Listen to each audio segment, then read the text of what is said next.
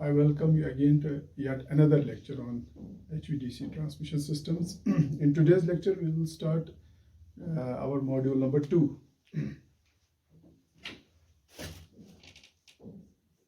Module 2.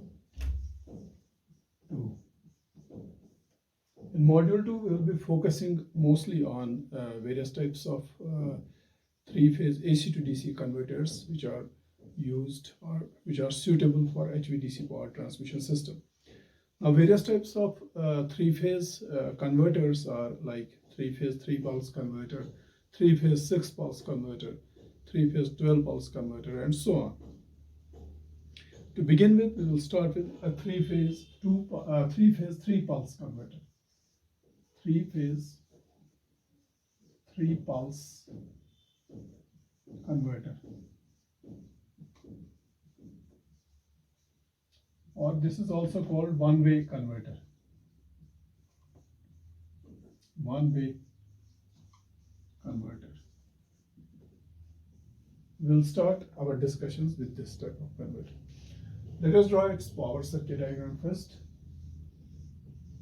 Power circuit diagram.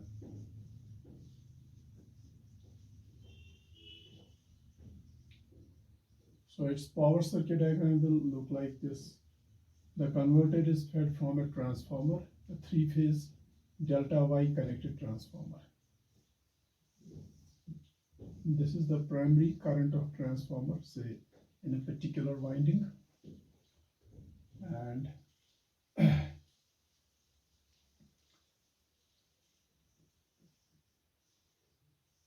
this is the secondary winding, which is Y connected or star connected. This is the neutral.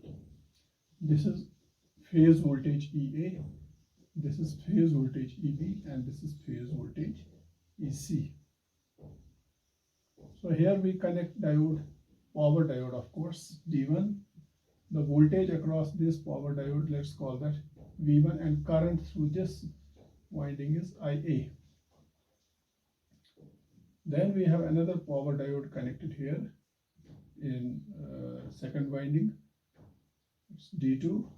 Voltage across this D2 is V2, and current in this winding is, say, IB. And then we have another diode, another power diode. Instead of connecting diodes, let's connect directly thyristors. This is thyristor T1, and this is thyristor T2, and this is thyristor T3. The voltage across this thyristor T3 is V3, and current in this phase is IC. The line current is IC. Then we form common cathode configuration.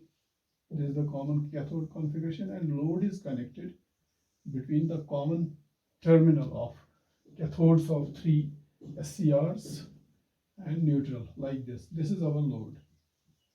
We are assuming a highly inductive load. Now the load voltage will be plus minus VD, and let us suppose there is a high inductance in series with the load.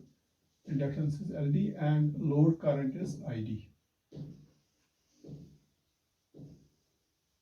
So this is the power circuit diagram of a three-phase 3-pulse converter. But before we discuss the operation of a three-phase 3-pulse converter followed by three-phase 6-pulse converter, let me tell you that how do you make a choice between various types of three-phase converters available for your HVDC power transmission system. Making choice is very important. Shall we go for three-phase 3-pulse converter, three-phase 6-pulse converter, or three-phase 12-pulse converter? That's very important. Now, therefore, we have to see what are the requirements. Requirements or desirable features. Desirable features of converter for HVDC transmission. Any converter that we choose for our HVDC So what are the desirable features of converter for HVDC transmission?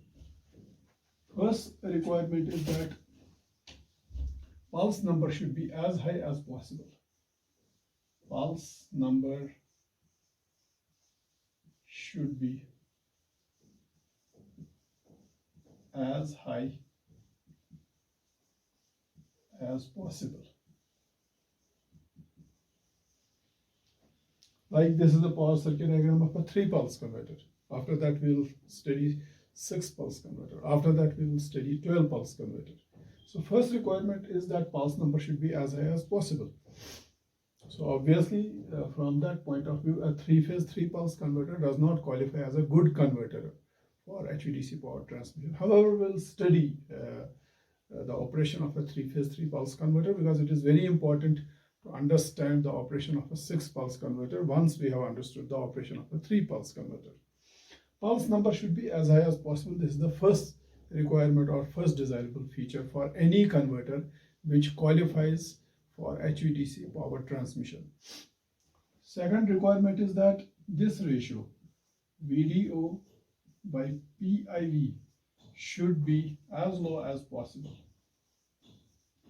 Should be as low as possible. VDO is converter average output voltage at a daily angle of 0 degrees. O means alpha equal to 0 degree. That is the maximum, because at alpha equal to 0 degree, the converter produces maximum average output voltage. It's the maximum average output voltage divided by peak inverse voltage. This ratio should be as low as possible. It should be as high as possible. As high as possible. Let me check it. Is it VDO or some other parameter?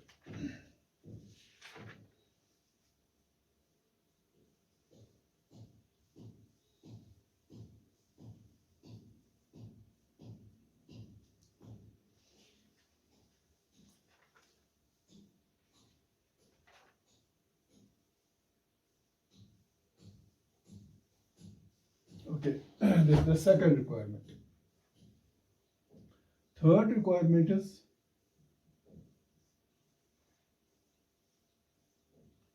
VDO by EM should be as high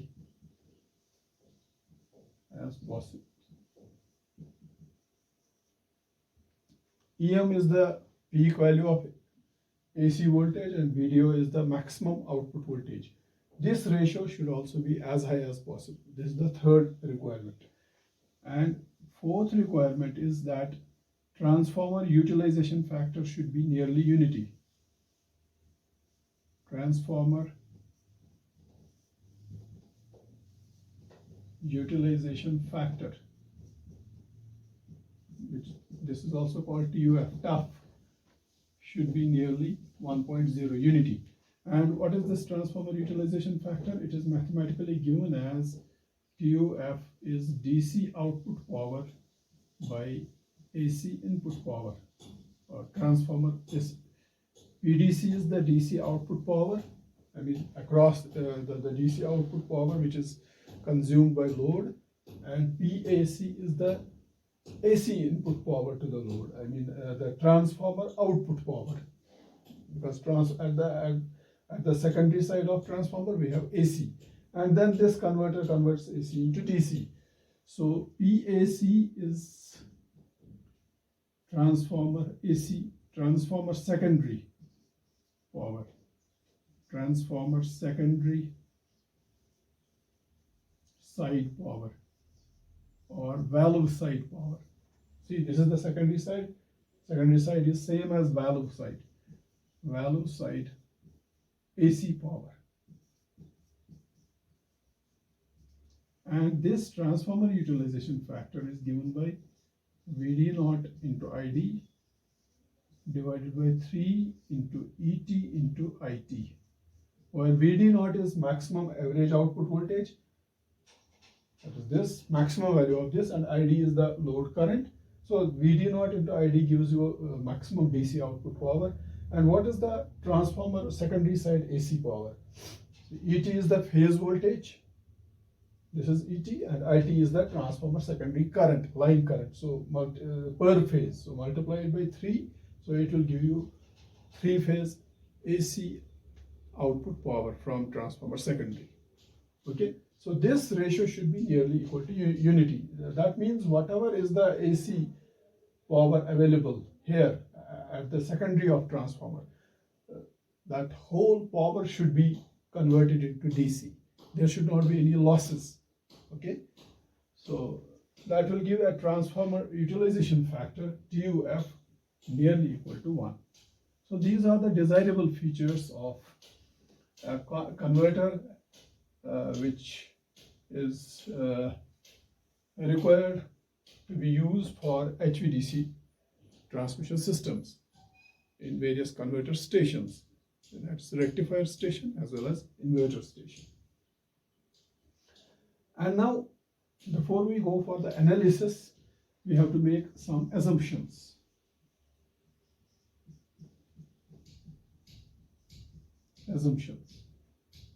First assumption is that AC source provides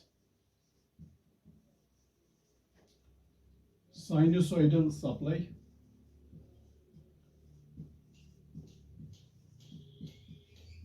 at rated voltage and rated frequency.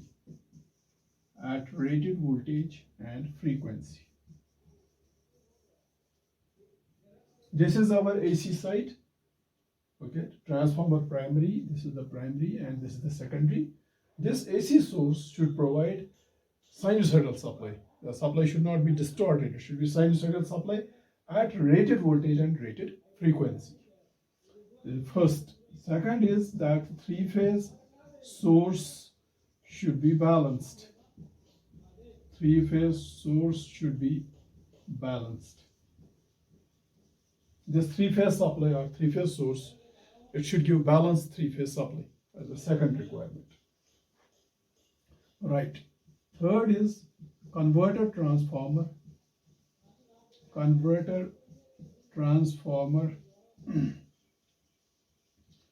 Must have, or converter transformer has zero leakage impedance,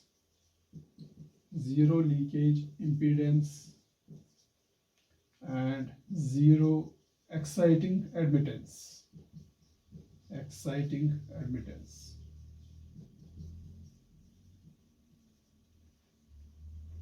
So transformer should have zero leakage reactance. That is one of the assumptions when we go for the analysis of transformer, of a converter. This is one of the assumptions. This is the third assumption. Fourth assumption is valves should offer zero resistance in on state, and infinite resistance in off state. I mean, any value, if you take T1 or T2 or T3, when a particular value, say T1 is on, it should offer zero resistance. It should not drop any voltage across it. And when it is off, it acts as an open switch, it should offer infinite impedance. That means it should not allow any current at that time to flow through it. And next is valves must be fired, or valves are fired at equal intervals. Which means when you fire valve T1, it remains on for 120 degrees. Exactly after 120 degrees, valve T2 should be fired. Exactly after another 120 degrees, valve T3 should be fired. So firing of valves should be regular and it should be at equal intervals. That is at 2 pi by 3, which means 120-degree intervals. That means at, see, when you fire valve T1, after 120-degree interval, you fire valve T2. After another 120-degree interval, you fire valve T3, and then you repeat. So these are the assumptions, the desirable features of converter which qualifies for HVDC power transmission, and assumptions we have made whenever we analyze converter. Now this is our three-phase, three-pulse converter. Let us try to analyze it. See, you can analyze a three-phase, three-pulse converter only when you draw the waveforms. You cannot appreciate, you cannot understand its working without waveforms. So you have to draw the waveforms and try to understand the operation of this converter. So let us draw the waveforms.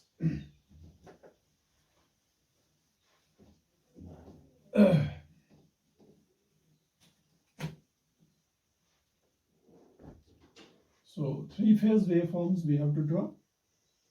We have to be very careful here because the waveforms should be symmetrical.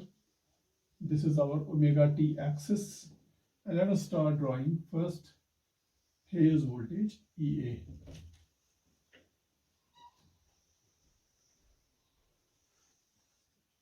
This is phase voltage EA. Now phase voltage EB will lag behind phase voltage EA by 120 degrees because we are assuming three-phase balanced system, and they will have same amplitude and same frequency. So after 120 degrees, that's somewhere here, your voltage EB will start rising.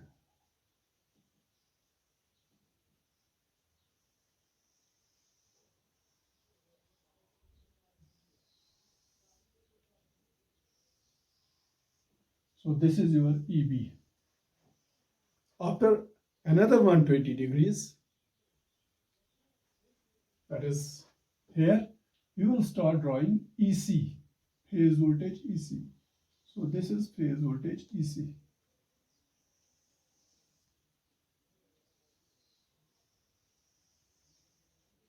This is EC here, and this is EC on this side also.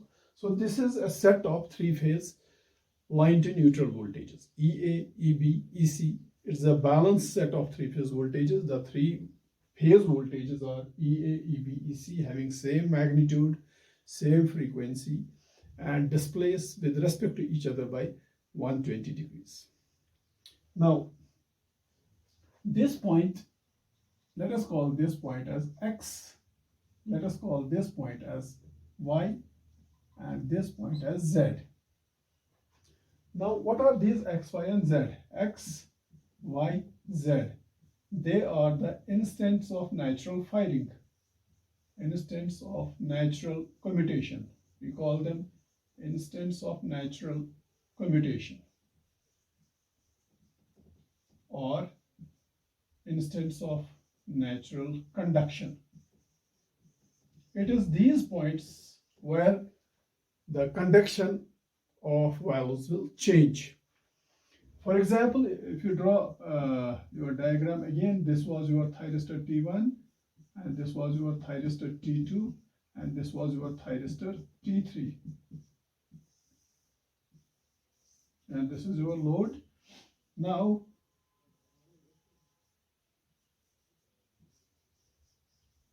this was EA, this was EB, and this is EC.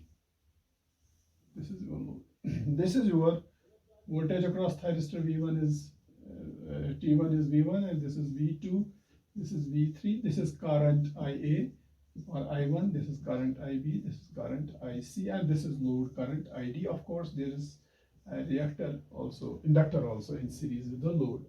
We assume that load is load inductance. This is again one of the assumptions which I have forgotten. You can note it down now. Another assumption while analyzing these converters is that load impedance should be infinite. Load inductance should be infinite. If load inductance is infinite, that will make load current ripple free. There will be no ripple in the load current and it will be constant in magnitude. Okay, load current will be like this, ripple free and constant, ID, load current, with infinite load inductance. Now that's why we put a very heavy inductance in series with the load. Of course, it is not infinite inductance, but it is sufficiently large inductance. It is so high that it removes all the ripples in the load current and it makes load current smooth, ripple free, constant current. Now, what happens at X? Now, if you remember, you must have studied in your power electronics course that in common cathode configuration. See, these valves, T1, T2, and T3, their cathodes are connected together. It's called common cathode configuration. And in common cathode configuration, which device will conduct? For example, let us take this instant. At this instant, EA is positive, EC is also positive. So EA is positive, that means T1 is forward biased. EC is also positive, that means T3 is also forward biased. And of course, EB is negative, so T2 is reverse biased. Now, T1 is forward biased, T3 is also forward biased. But will both the valves conduct or only one will conduct? Both are forward biased, only one will conduct. If you see in common cathode configuration, a valve with highest positive potential at its anode or largest positive voltage is the one which will conduct. So therefore, if you see at this particular point, EA is positive, EC is also positive, but EA is more positive than EC. So therefore, the forward bias of valve T1 is higher than forward bias of valve T3. So therefore, T1 only will go into conduction. So when T1 goes into conduction, it reverse biases T3. T3 does not go into conduction. So if you start from X, this is X. If you see this X is pi by 3, 30 degrees. Pi by 3, pi by 6, it's pi by 6, 30 degrees from this zero crossing. So let us assume at this, see at X instant, both voltages E and EC are of same magnitude. So therefore, if you take X plus means slightly towards this side. So say somewhere here. So as you go beyond X, that is X plus, which voltage becomes more? EA becomes more than EC. Therefore, which value you have to fire? You have to fire T1 because EA is slightly more than EC. And in common cathode configuration, the value whose anode voltage is positive voltage is higher is the one which is to be fired. Therefore, you have to design your control logic circuit in such a way that at X plus, it should issue firing pulse to value T1, not to T3. So therefore, firing pulse will be issued to, this is firing pulse, it will be issued to value T1. So T1 will be fired. So when T1 is fired, it goes into conduction. So load directly gets connected to EA. So therefore, load's one end is connected to EA and another end is connected to neutral. So how much voltage gets impressed across load? EA. So therefore, D1 or T1 goes into conduction and this is the voltage. I will shade it. EA voltage gets applied across load. I can show it here also separately.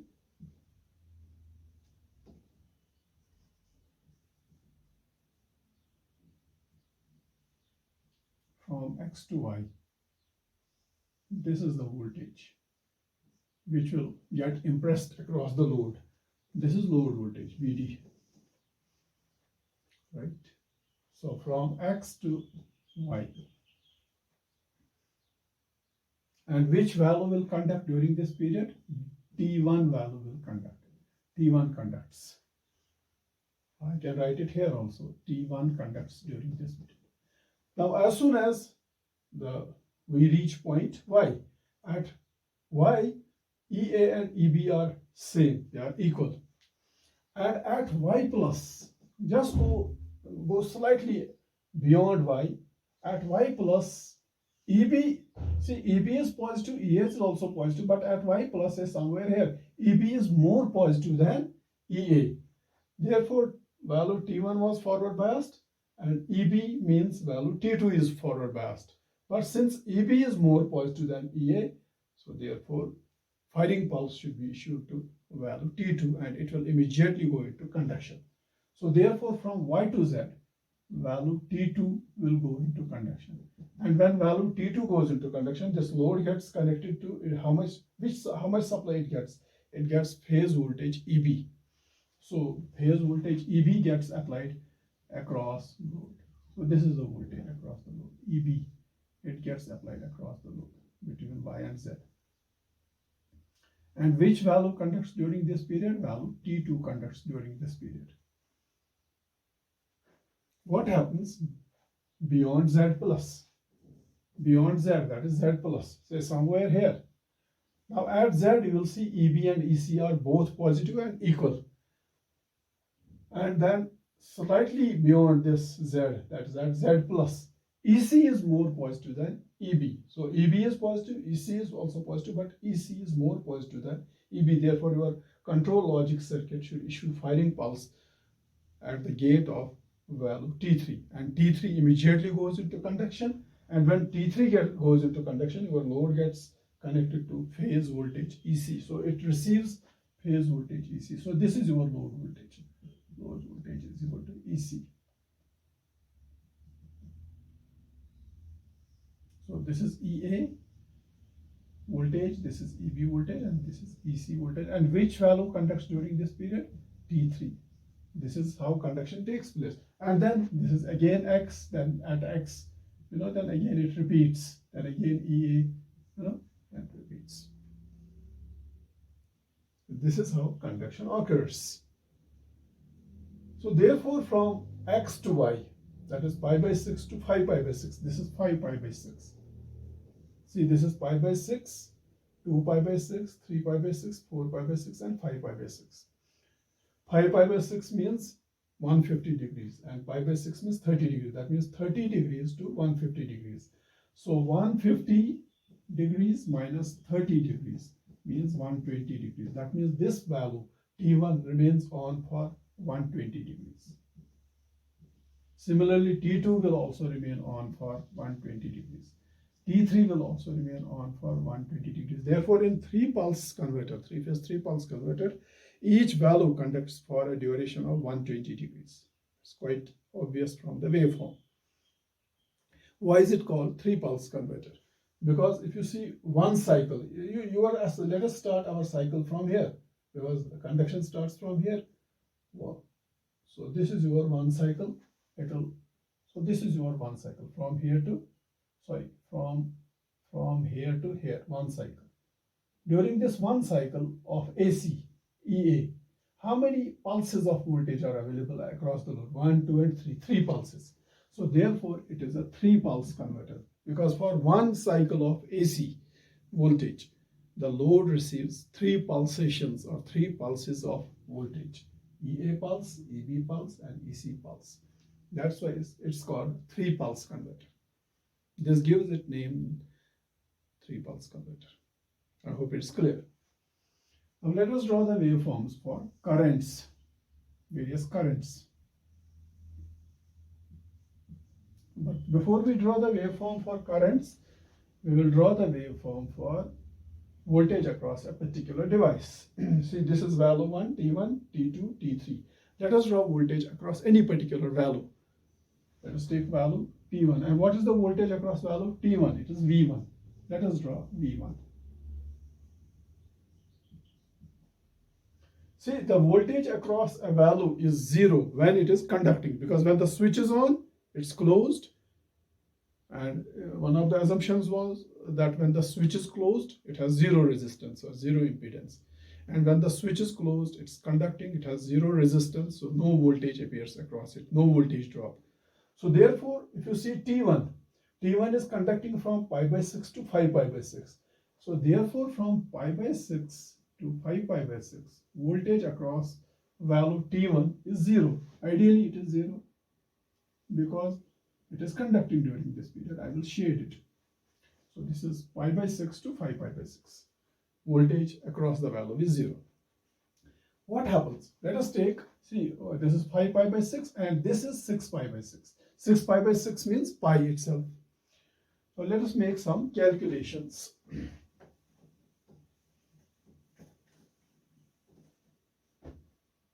At omega t equal to 6 pi by 6. 6 pi by 6 means pi. Now if you see here, what is the voltage across the load? The voltage across the load is EB. And which valve is conducting? T2 is conducting. I have to draw the diagram again. This is T1, this is T2, and this is T3. This is, for example, EA. Let me show it like this. This is EB and this is EC. This is same diagram, but I am showing it in a simplified manner. And this is your load.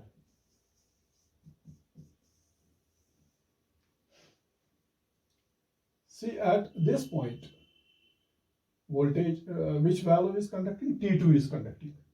When T2 is conducting, what is the anode voltage of valve T1? Anode voltage is always EA. It does not change because anode is always connected to source EA. And its cathode voltage will be determined by which of the two bottom valves is conducting. So at omega t equal to pi here, our load voltage is EB and which valve is conducting? T2. Since T2 is conducting, so T2 is conducting means it is on. So that means this EB comes here. So therefore, the voltage V1, voltage across valve V1, is anode voltage minus cathode voltage. So that therefore, voltage across valve T1, V1 is equal to EA minus EB. Now we have to find this EA and we have to find this EB. So what is EA? EA is this waveform. And here this is omega t equal to 6 pi by 6, that is omega t equal to pi. At omega t equal to pi, so EA is equal to EM sine omega t. Let us take EM 1 per unit. So EA is equal to sine pi. EM I am taking as 1 for the time being. And what is sine pi? Sine pi is sine 180 degrees is minus 1. And what is EB? EB is this waveform. See, EB starts from here. This is 0, 30 degrees, and this is 60 degrees. For EB, it is 60 degrees. EB is equal to sine 60 degrees. And what is sine 60 degrees?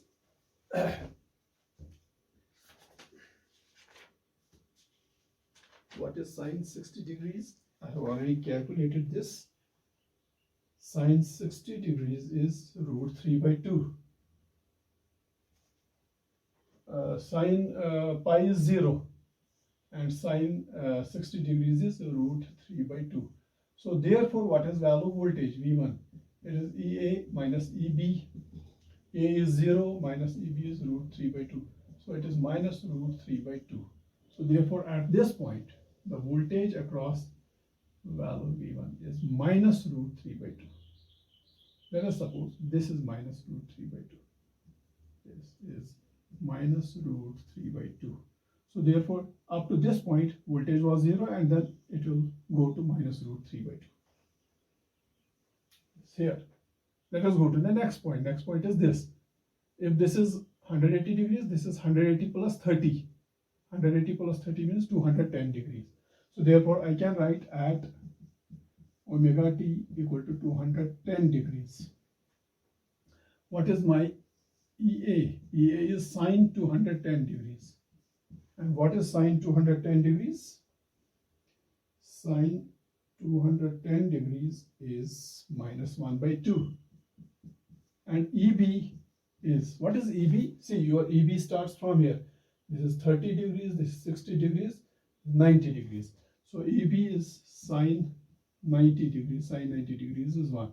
Therefore, value voltage V1 is EA minus EB, that is minus 1 by 2, minus 1, that is minus 3 by 2. Minus 3 by 2 means minus 1.5. That is somewhere here. This is minus 3 by 2. That's here. So therefore your voltage across value increases from minus root 3 by 2 to minus 3 by 2. Fine. Now let us go to the next point. So this was omega t equal to 180 degrees. This was omega t equal to 210 degrees. Add 30 degrees more. So this will be omega t equal to 210 plus 30 means 240 degrees. I will write here at omega t equal to 240 degrees. What is EA? EA is sine 240 degrees. And what is sine 240 degrees? It is minus root 3 by 2. Minus root 3 by 2. And EB is equal to sine of, here EB was sine 90 degrees. So 30 plus 30 60 plus 30 90, 90 plus 30 120 degrees. So add 30 degrees to it, sine 120 degrees. And sine 120 degrees is root 3 by 2. So it is root 3 by 2. So therefore V1 is equal to EA minus EB is minus root 3 by 2 minus root 3 by 2, that is minus root 3. So minus root 3 is this much. This is minus root 3. This is the voltage across the valve. Let's move ahead. We will add 30 degrees more. So earlier we were at omega t equal to 240 degrees. Now 240 plus 30 is 270 degrees. So at omega t equal to 270 degrees, EA is equal to sine 270 degrees. That is equal to minus 1 by 2.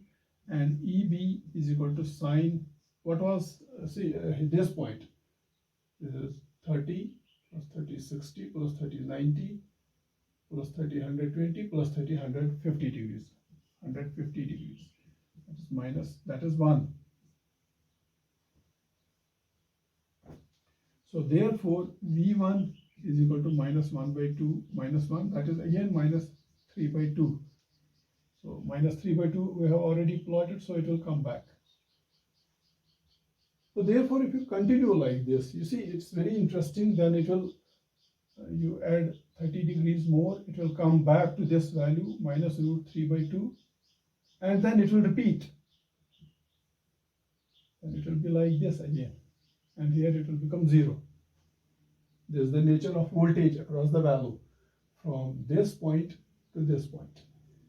One complete cycle I have taken. I have made calculations for this up to this, and then it repeats. I mean, this will be replicated here. This whatever waveform you got here, the same will repeat here. So that's why I have not, you can make calculations yourself and you can see. So one very important point, so this is the voltage across the valve when it is conducting or when it is not conducting. It is conducting from pi by 6 to 5 pi by 6. During that period, voltage across the valve is 0. Earlier it was some negative voltage. And then from 5 pi by 6 to this point, this is the voltage across the valve. And I am interested in finding the peak inverse voltage of the valve. Peak inverse voltage is very important because when I go to the market to purchase the value for my converter, I may be asked what is the voltage rating of your valve. And when we say voltage rating of valve, say I say voltage rating of 2000 volts. 2000 volts means peak inverse voltage. So whenever, so for example, you go to market and you purchase an SCR of 500 volts voltage rating. What is that 500 volts? That is the peak inverse voltage of your SCR. That is the maximum voltage the maximum negative voltage, peak of maximum voltage, peak of negative voltage, or maximum of negative voltage that your SCR can withstand. If your peak inverse voltage is more than that 500 volts, it will break down and it will get damaged. So therefore, from this analysis, it is clear that peak inverse voltage of thyristor in a 3-phase 3-pulse converter, peak inverse voltage PIV is equal to minus root 3. Of course, it is minus root 3 EM. Here we have assumed EM, that's peak of the voltage as 1 per unit, but actually it is minus root 3 times EM. So remember, this is true for 6 pulse converter also. For 6 pulse converter also, each value will have a peak inverse voltage of minus root 3 EM, as it is true for 3 pulse converter. We have drawn the voltage across one value, T1. Similarly, you can draw voltage across other value, T2, then other value, T3. That will be similar, but only phase displaced by 120 degrees. So peak inverse voltage of all the three values, T1, T2, T3, will be minus root 3 times EM. That is minus root 3 times peak of source voltage. Remember, it's very important. So therefore, I will note down here that in a 3-phase 3 pulse converter, peak inverse voltage of the valve is minus root 3 EM. Note it down. After this, I will draw these currents, line currents, say line current IA.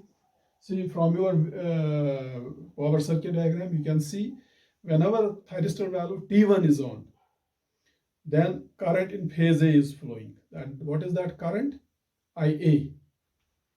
And you can see thyristor T1 is on only during this period. So from pi by 6 to 5 pi by 6, thyristor T1 is on and current is IA. And this IA is equal to ID, because we have assumed a large inductance in series with the load, and load current we have assumed as ID. So therefore, whenever this thyristor T1 goes into conduction, it conducts current IA, and that current IA is nothing but that is load current, that is equal to ID. So whenever thyristor T1 is on, it goes into conduction, current IA flows through this phase, and that IA is same as load current. And we have assumed that load current is constant, ripple free and constant. So therefore, IA appears from pi by 6 to 5 pi by 6, and it is equal to ID. Okay, ID is the load current. Now similarly, you can draw the waveform for IB. IB will be there when thyristor T2 is conducting. When thyristor T2 is conducting, then only IB will flow, and IB will again be equal to ID. And your thyristor T2, you can see from here, thyristor T2 is conducting from this to this instant to this instant. This is the conduction of thyristor T2 or valve T2. It also conducts current ID. And similarly, you can draw current IC. IC is flowing when valve T3 is conducting, T3. Then IC is flowing. IC is also equal to ID. Now you can see T3 is conducting from this instant to this instant, immediately after this. And this current is also equal to ID. And if you want to find the primary current, I have already shown in the delta, your transformer primary is delta and secondary is Y, and one phase current I have taken as IP, primary current. The primary current will look like this. Primary current IP will be like this.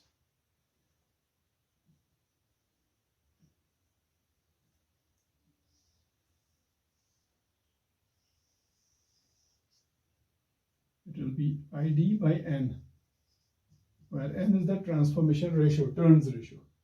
So you can see this is the current IP, primary current. These are the secondary currents. What is I? I is transformer secondary current, because this is your transformer secondary. This is your transformer secondary. This is IA, this is IB, and this is IC. This IA, transformer secondary current IA, transformer secondary current IB, transformer secondary current IC, and this is the transformer primary current. So what are our conclusions from this?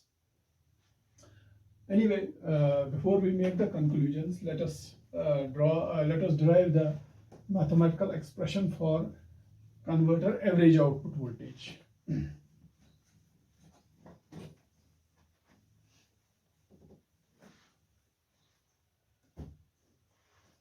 Mathematical expression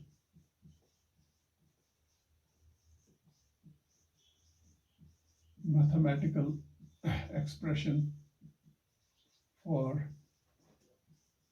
converter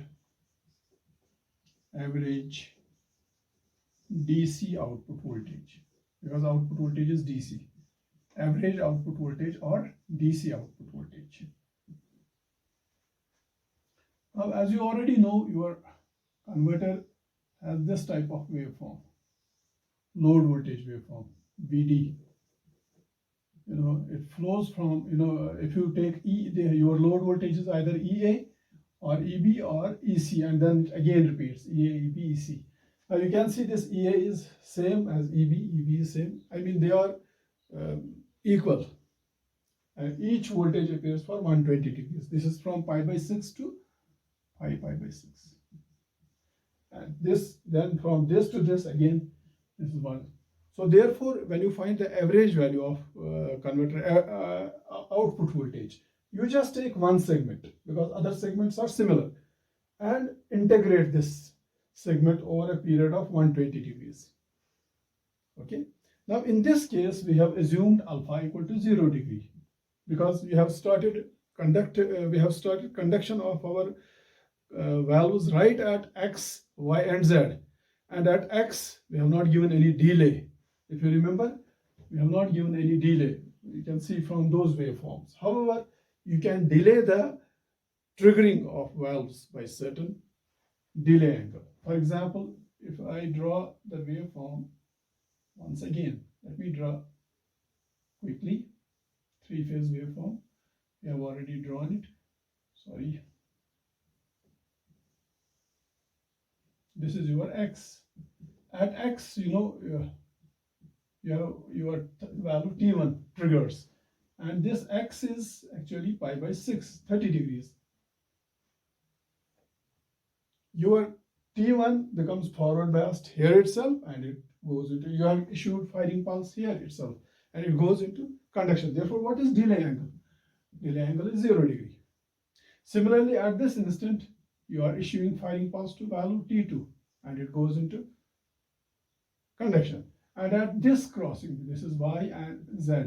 At Z, your control logic circuit in that case has issued firing pulse to value T3, and it immediately went into conduction. But if you want to a delay, okay, so then in that case, instead of issuing delay this firing pulse here, you can delay the issuance of firing pulse. For example, this may be your alpha delay. So in that case, what is the voltage from pi by 6 to alpha? From pi, so what is this instant? This is pi by 6, this is alpha. So this instant here, at this instant, you issue firing pulse to value T1. And therefore, this instant is pi by 6 plus alpha. And your average output voltage will be this. From pi by 6 to pi by 6 plus alpha, it will be 0, and then it will till it reaches this point. This is your 5 pi by 6, and this is 5 pi by 6 plus alpha. So therefore, your average output voltage will be something. So I mean, if you give a delay of alpha and issue firing pulse here, your average output voltage will be like this.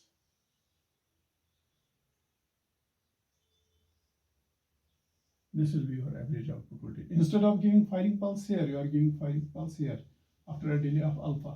So here, valve T1 is fired. So therefore, what is this instant? This is pi by 6 plus alpha. This instant was pi by 6. You already know this is pi by 6. This is pi by 6, this instant. But you are delaying the firing by alpha. So therefore, what is this instant? This is pi by 6 plus alpha. And then this was 5 pi by 6. This is 5 pi by 6 here. But your voltage will continue up to this instant. This is 5 pi by 6 plus alpha.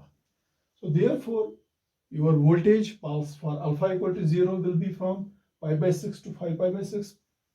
And for alpha, which is not equal to 0, for a certain value of alpha, your voltage pulse will be from pi by 6 plus alpha to 5 pi by 6 plus alpha. I repeat, for alpha equal to 0, the EA voltage pulse, which appears across the load, will be from pi by 6 to 5 pi by 6.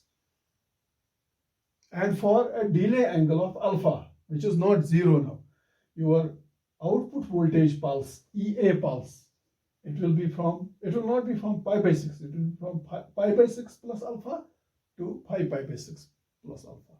So therefore, if you find the average output voltage,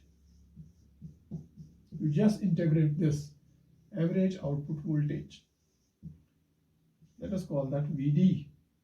That is 1 by 2 pi by 3. Because what is the duration of this voltage pulse? It is from pi by 6 to pi by 6. Pi by 6 means 30 degrees, pi by 6 means 150 degrees. 150 minus 30 means 120 degrees. So this duration is 120 degrees. Similarly, this duration is also 120 degrees, and 120 degrees means 2 pi by 3. So therefore, you have to take time period 2 pi by 3.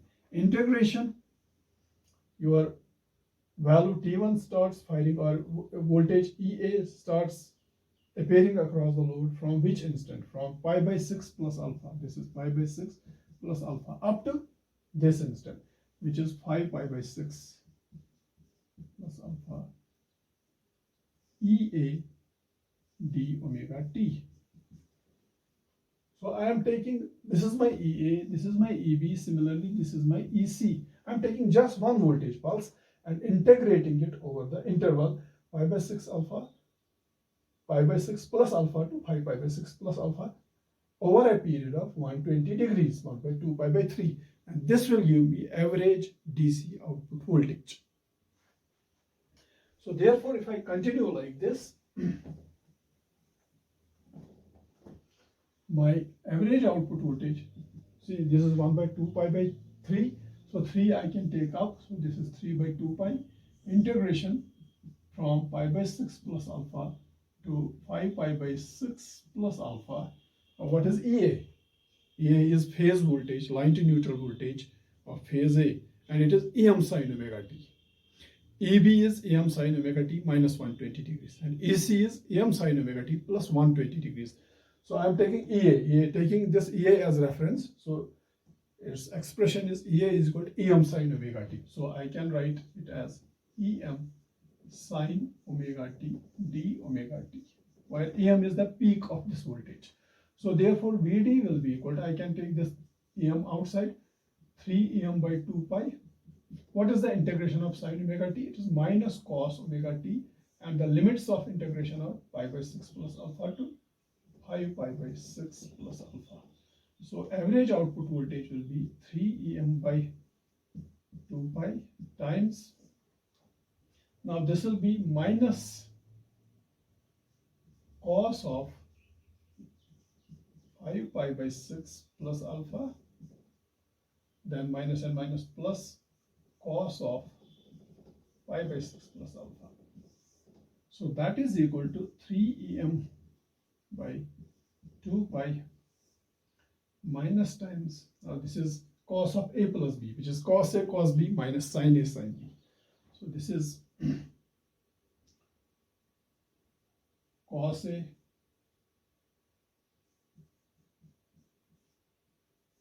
cos B, B is alpha, minus, if I take this minus inside, so minus and minus will become plus sin A sin B, sin 5 pi by 6 into sin alpha,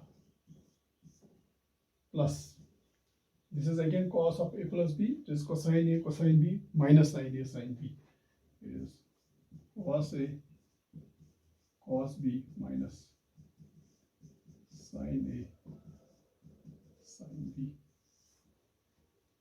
Let us try to evaluate this.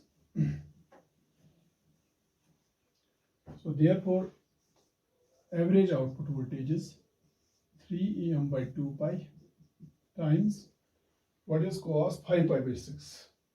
That is cos 150 degrees. It is minus root 3 by 2, that is root 3 by 2 into cos alpha, because there is already minus, minus and minus becomes plus. Plus, what is sine of 150 degrees? Yes. Sine 150 degrees is 1 by 2. So it is 1 by 2 sine alpha. Then what is cos pi by 6? Cos pi by 6 is cos 30 degrees. It is again root 3 by 2. So plus root 3 by 2 and into cos alpha. Minus what is sin pi by 6? Sin 30 degrees.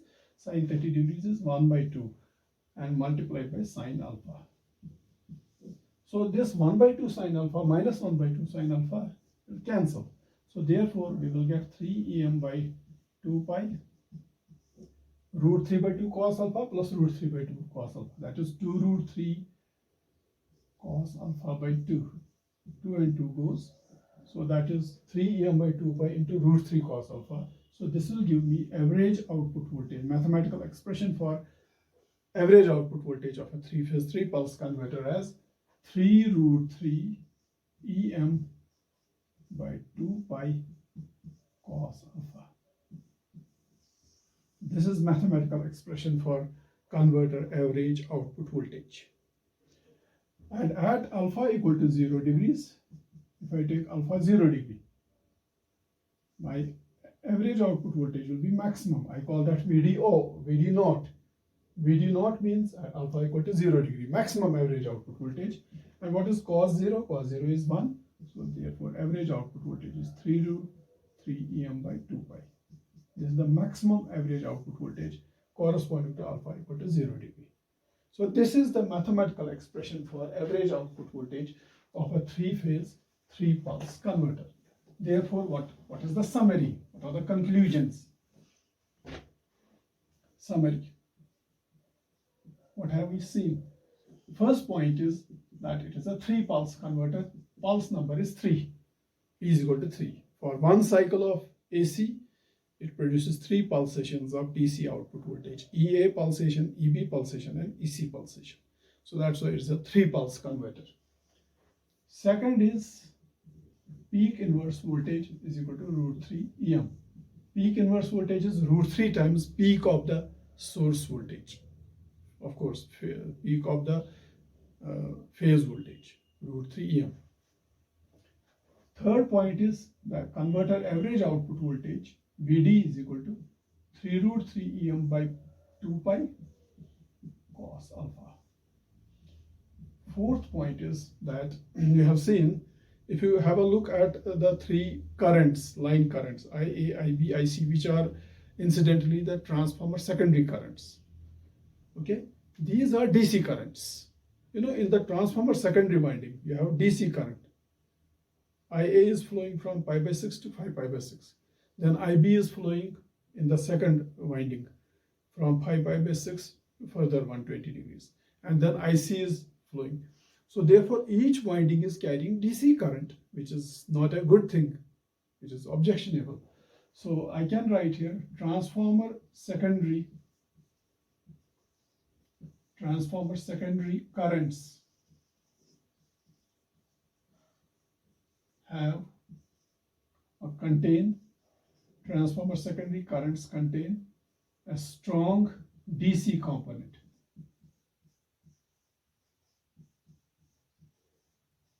Which may cause saturation, core saturation. Because when transformer winding is carrying DC component, strong DC component of current, it will cause core saturation. And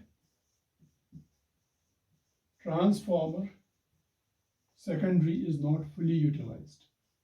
Transformer secondary winding is not fully utilized because each winding carries only positive current. It does not carry negative current. So you are not fully able to utilize the transformer. It carries current for 120 degrees, then for next 240 degrees does not carry any current. So therefore transformer is not fully utilized. And one more point is that transformer primary current, you have seen transformer primary current is AC, but it is asymmetric AC. It is something like this, if you remember, it is like this, asymmetric AC. Transformer primary current is asymmetrical in nature. Transformer primary current is asymmetrical.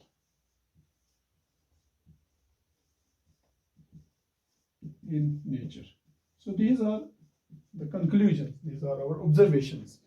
We have analyzed a three-phase, three-pulse converter or one-way converter, and we have seen that this converter has these features. It's a three-pulse converter, so P is equal to 3.